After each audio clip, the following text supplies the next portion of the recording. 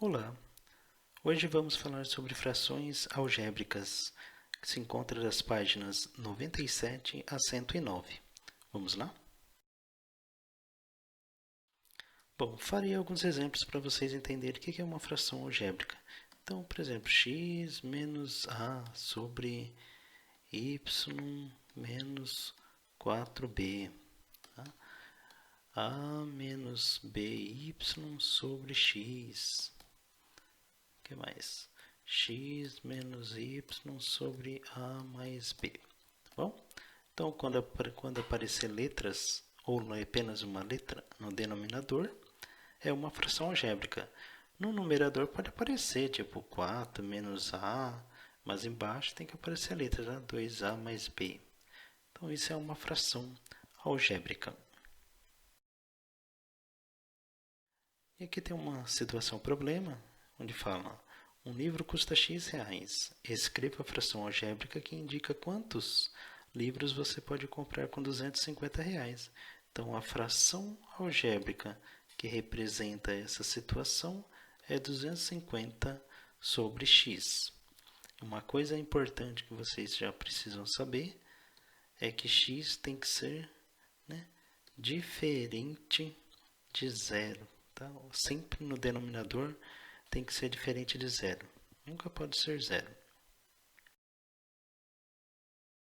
Na página 98 temos alguns exercícios. Farei com vocês o número 1, que fala assim: nas frações algébricas, a seguir, determine o valor que a variável pode assumir, a fim de não anular o denominador.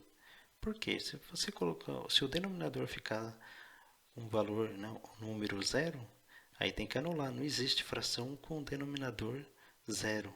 Sempre tem que ser diferente de zero, independente se é positivo ou negativo.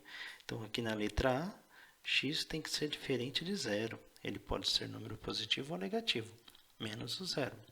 O B, o x tem que ser diferente de zero, né? Porque 2 vezes zero é zero.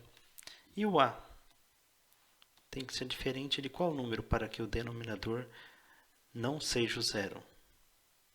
O 2, né? Por quê? Se ele for o 2, você substituir o A por 2, 2 menos 2 dá zero. Uma coisa que vocês precisam entender é que o denominador, né, tem que ser diferente de zero. Mas o A, ele pode ser o 2. Né? Então, o A tem que ser diferente de 2. Porque se ele for 2, 2 menos 2, ele é igual a zero. E a B tem que ser diferente de um negativo. Tá bom?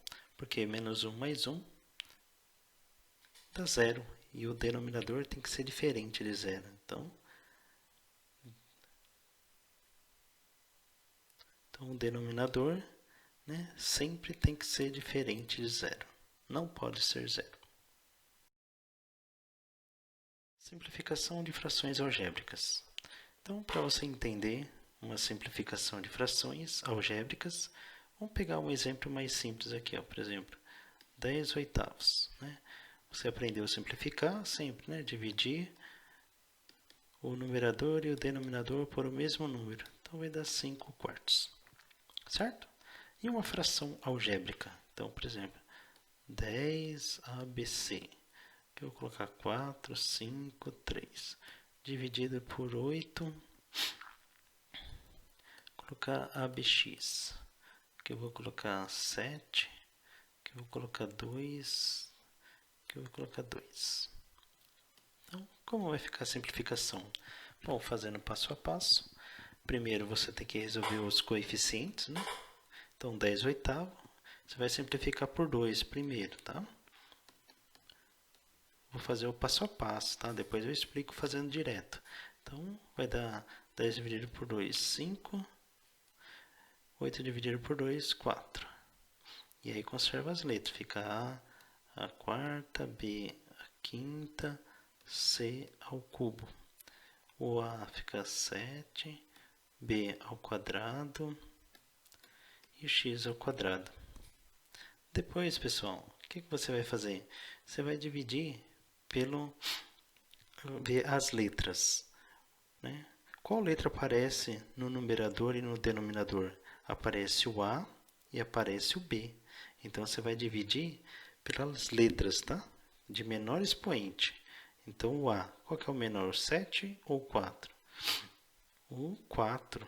Então, você vai dividir por 4. Então, vou colocar aqui, ó, A elevado à quarta e A elevado à quarta. Tá? Então, você vai dividir, né, por A elevado à quarta. E quanto vai dar? Então, vai dar 5 quartos. A elevado à quarta dividido por A elevado à quarta. Então, divisão de mesma base, subtrai os expoentes. 4 menos 4 dá 0. Todo termo elevado a 0 dá 1, só que não se coloca 1, porque vai ficar 5 vezes 1, dá 5. E as outras letras diferentes, conserva. Então, fica 5b à quinta, c ao cubo. E embaixo, 7 menos 4, 3. Então, fica a elevado ao cubo, b ao quadrado, x ao quadrado. Tem mais letras que aparecem no numerador e denominador, né, que seja igual? Sim, o b. Então, você vai dividir pelo menor expoente, b ao quadrado, tá? Você vai dividir o numerador e o denominador.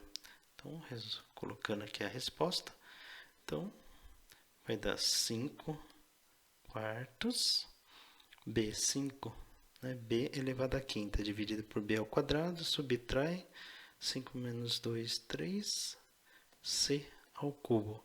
E embaixo, né, vai ficar a ao cubo, 2 menos 2 dá 0, então b elevado a 0 dá 1, não se coloca, e permanece o x ao quadrado. Então, essa é a resposta. Então, pessoal, se você olhar 10 ao oitavo aqui, ó, a simplificação, você cai direto nesse resultado, fazendo por uma maneira mais prática, tá? Que depois eu explico quando eu estiver dando aula para vocês no Zoom. Beleza? E agora, frações algébricas equivalentes. Bom, se eu falar para vocês uma fração equivalente a 3 quintos, vocês vão falar para mim qual fração? 6 décimos. Por quê? Porque eu multipliquei por 2 o numerador e o denominador. Né? Pode ser também qual? 30 50avos.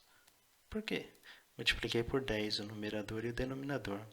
Então, frações algébricas equivalentes é você multiplicar o numerador e o denominador por o mesmo número. Tá? Mas se eu quiser fazer, por exemplo, AB sobre 5x, uma fração equivalente aqui, ó, pessoal.